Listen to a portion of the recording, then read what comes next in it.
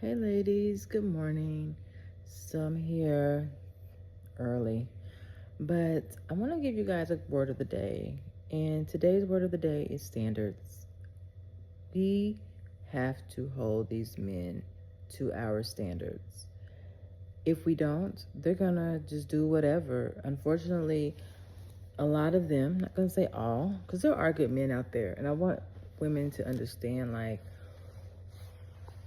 for some reason, we're getting the low end of the stick when it comes to these men, and they're wearing us out. And I feel like it's going to hurt us as a society, as a black race, to be truthfully honest, if we don't get an understanding between the men and the women. So I thought about standards this morning, and I was like, you know what, we have lowered our standards. The pants down the butt, the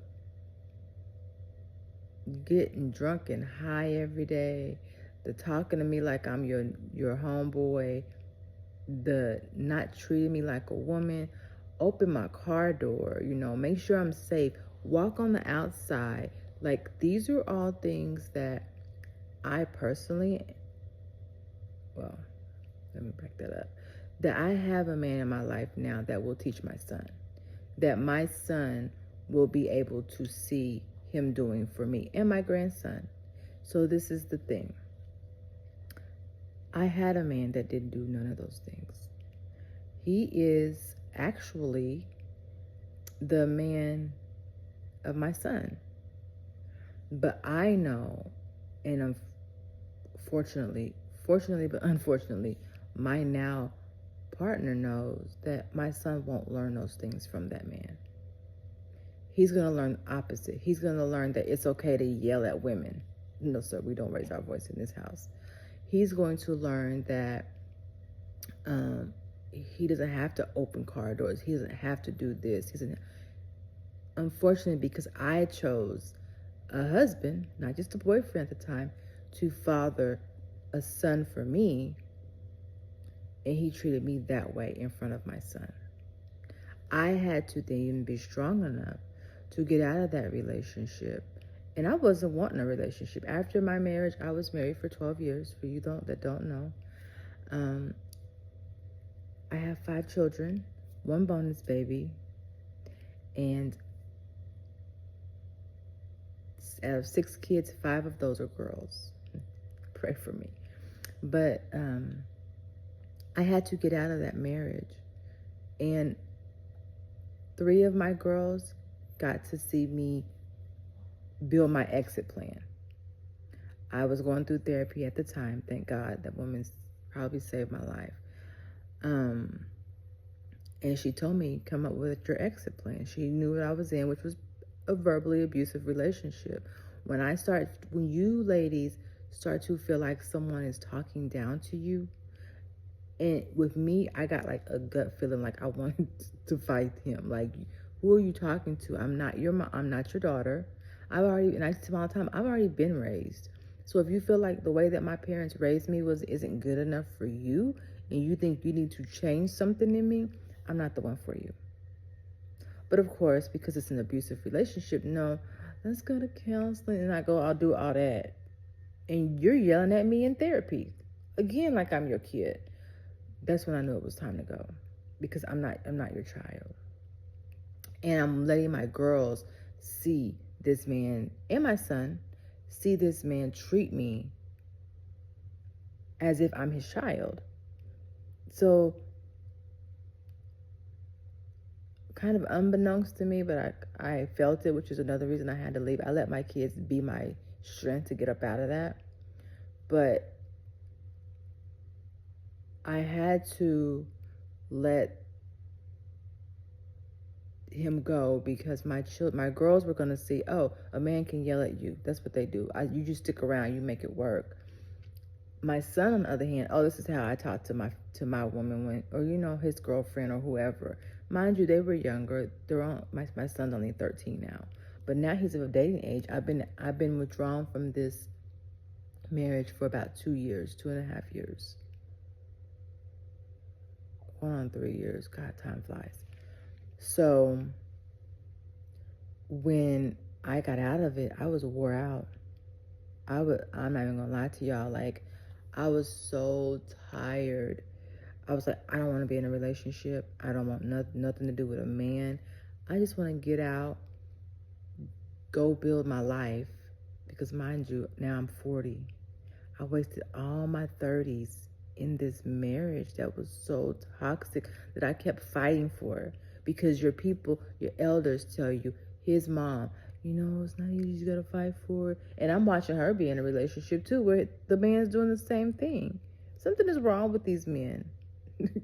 So we have to, as women, know this is not right for me. This is not what I want. One thing I had to learn is that God did not put us on this planet for us to be angry every day. You shouldn't have to argue every day. You shouldn't have to wake up every day and be upset.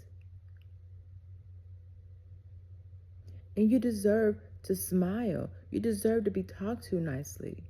And I feel like a lot of women, even in our households, as young girls, we watch our mother go through this, and you think it's normal. It's not normal. That's why I believe the black, sorry, I'm drawing a blank.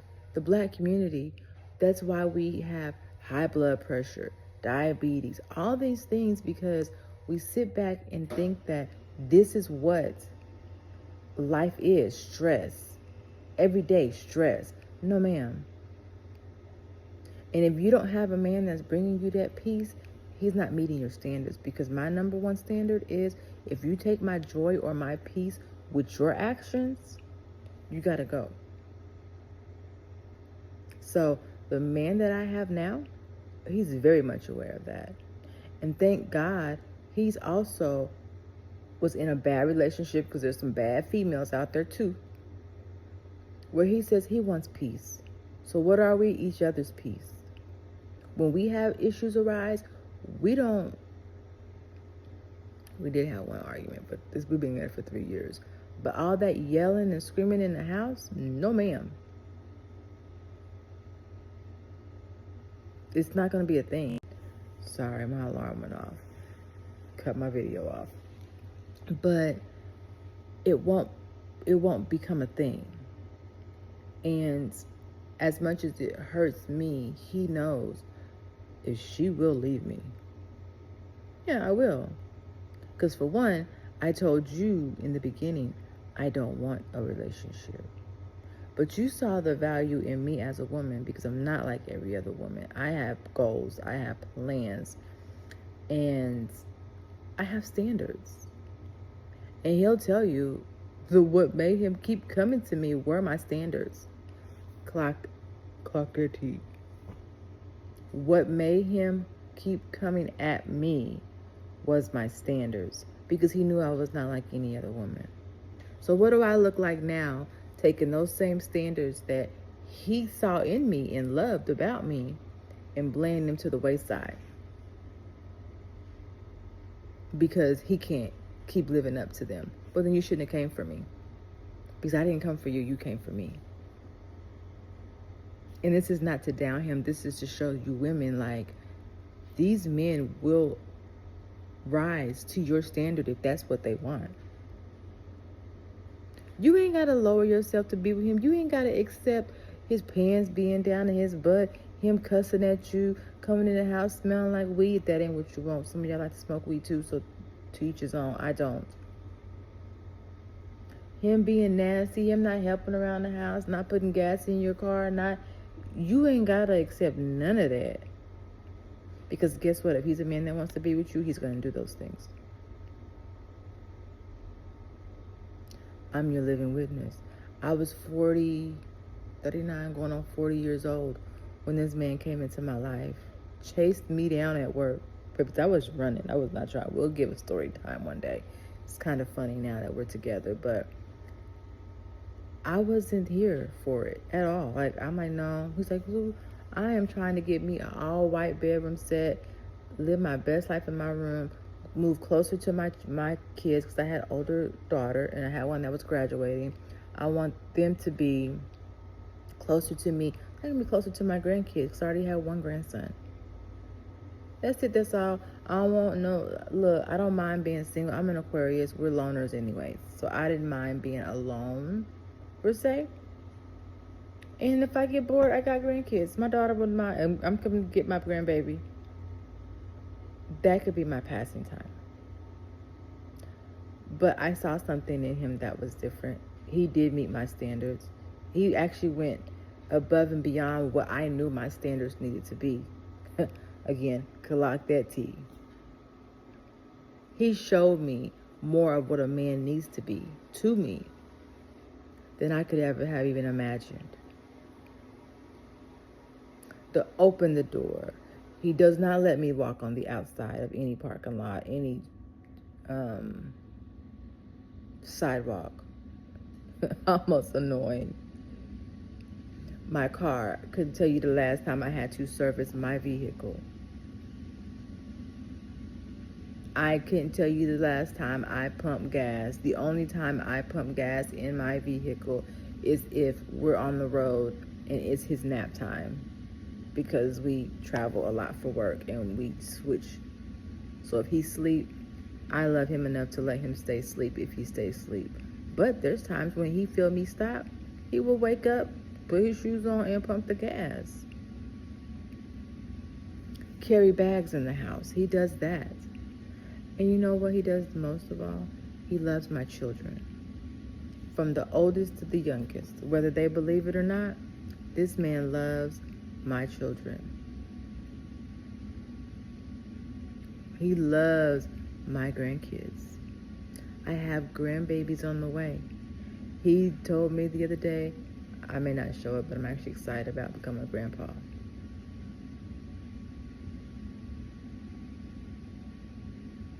There are men out there, and look at me, I don't look old. We don't live an old life. We enjoy life. Like, we out in these streets, y'all. A lot of it's for work, but we can get out. And guess what? We came to Texas with nothing. Why? Because my standards were so high in my marriage that I was getting out of when I met him, to where I left everything. Yeah, it is. I can rebuild. God says he will give it back to me. And I believed, and I had a man next to me that believed also. And guess what we did? We built together. And we didn't start off like bless his mother. She helped us a lot. Like, we were struggling to get on our feet. But one thing we did do is hustle and grind together. To the point to where we gained back at least tenfold what I left in Washington. And he upgraded too, in the midst of it. This, not to get all my business, is what we worked for.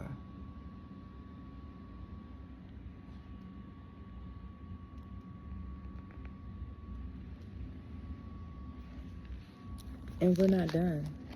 We're still building. Because I got me a partner that met my standards, stuck with my standards. And now we have goals together. Goals. So I got on here to say, ladies, keep your standards high. Keep your standards where they need to be. You know how to be treated. If you're not feeling good, these men, first of all, should never yell at you. They're not your dad. And I hate that dads even yell. I get it. I yelled. A good part of my parenting, I yelled. And out of frustration in my relationship with my husband and my other child's father, I yelled. I fought. Oh yeah, I was not perfect. But I had to learn, like, this is not what I want. I want peace. I want joy. And we can have that every day. I could probably count on one hand in the last 3 years how many times me and this man that I live with now, my partner, have actually argued. Not to say we haven't had disagreements. We've had disagreements, that's for sure. But to argue, no. I have my one friend, because I keep my circle very small, that I can call and vent to if I really, really need to. And you know what she says most of the time? I'm praying for you guys. I hope you guys make it through. But she lets me get it off my chest. And if he's wrong, she'll tell me. If I'm wrong, she'll even say, there's been times I said, I need to do this because I know how I am. I need to make this call. And she says, maybe try this way, because she knows I'm very, like, I give you advice, and I'm going to tell you, like, I'm very straightforward. And as I get older, it's coming off as kind of being rude. But it's really just me. Like, I don't have time for the shenanigans. If there's a problem, let's fix it. All this sugarcoating it and baby, no, there's a problem, let's fix it. How are we going to fix it? What's the plan? I'm very much that person. But sometimes she's that softer side that's like, hey, well, maybe approach it like this instead, and then come with that. So get you a good friend that's able to help you, talk you into some things, to walk with you, win these men. But to argue with him about it, anything, no. Why? But you know what, ladies? I know what it means for someone to tell you, I'm in my soft era, my soft girl era, because he treats me so well to when I do get upset with him, it doesn't allow me to then disrespect him. Third time, clock that T. He treats me so well that when we do have a disagreement, it's hard for me to then disrespect him. I'm able to sit over here in my soft girl era. I have no problems when it comes to that man. I have to focus on making sure he's happy too, because I know he's going to make sure I'm happy. So set those standards, ladies, and understand these men will most definitely treat you the way that you allow them. Cheat on you once, maybe give a second chance if he's loyal. And he checks all the other boxes. Cheat on you twice? No, ma'am, get up out of there. Because once he cheats on you once, he's most definitely going to do it again. Or once, he might learn his lessons if he really loves you and he's showing you in other ways that I'm here for you. I just messed up and y'all are going through things. People are people. People make mistakes. But if he cheats on you twice, no, ma'am. Hit the heels, because that means that respect is gone. If there's no respect, he's not going to do you right. He's going to be able to call you the B word. He's going to be able to step out on you. He's going to be able to sit back and watch you have to run everything. Teach these men how to treat you. Keep your standards. And y'all are going to see, you're going to pull in much more respectable men, because they're out there. I'm raising mine to be one. He's helping me raise mine to be one. My one son will know how to respect women, even though his father does not. My one son will know how to love on women, even though his father does not. Because I have now put someone in his life that is going to show him. This man don't yell at my mom. My dad did, but this man doesn't. This man holds the car door. My mom is laughing. My mom was always crying. Let me end with this, y'all. So one day, which was when I was on my way out, I used to have a prayer closet in my old house. And one day, I tried to have a conversation with my then husband about something that was going on in the house. And I was taking the approach of, like, I was at the point where I was on eggshells. Like, hey, I'm not trying to offend you. I just want to talk to you about this. Like, I was really sugarcoating and watching how I talked to this man, because anything would trigger him and he's yelling. So I reached out to him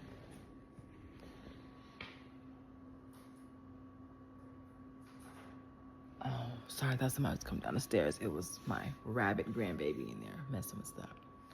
So I was upstairs talking to him, and I made it a habit to go in the room and close the door so we can have a private conversation. And it wasn't even 5-10 minutes. This man was yelling throughout the house, yelling at me. Now, mind you, the conversation started off in the bedroom. So I went into my prayer closet and I just started praying. And I guess my kids were worried, like, well, where's mom? She got quiet. Where is she at? So they came looking for me, and they knew I had a prayer closet. Or maybe they heard me in there praying and playing my music. And I asked them, look at my rabbit, y'all, right there in the corner. The bottom, I don't know if it's y'all right or left, but you see my little white rabbit grandbaby back there. But the kids came in, and I was like, guys, I just need a minute. Like, I'm praying. Like, and I was crying, of course. And when I got downstairs, after I got done, got myself together, drank okay with the kids, I don't know where he was. He probably left. That's what he used to do. He used to call ruckus in the house and get in his car and drive off all fast. And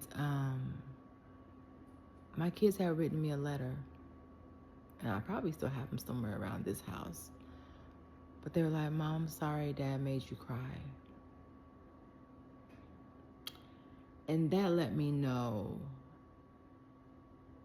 it's time to go, because my kids are seeing me in pain. I don't want them to think this is life, because it's not. I should be able to come talk to you and you just listen and say, you know what, I don't agree, but this is what we can do. Or, well, let's talk about it this way or this. But it was always gaslighting, like I was doing something wrong. And the crazy part is, now I'm in a relationship, and when I got in this relationship, we had a learning curve, because I was so used to every time I voiced my opinion, it was going to be backlash. It was going to be argue, to where I would come into a situation with this man, like ready to argue, and he would just shut it down, like, okay, I hear you. And it left me like speechless, like, well, what the heck? How do I? But that's because I had standards, and God blessed me with a good man to take me out of my defensive error, my masculine error, and he lowered me down to my feminine. So ladies, understand there's a man out there for you. You just have to get away from the bad ones. Stop letting the bad ones take the space when there's a good one sitting right there for you.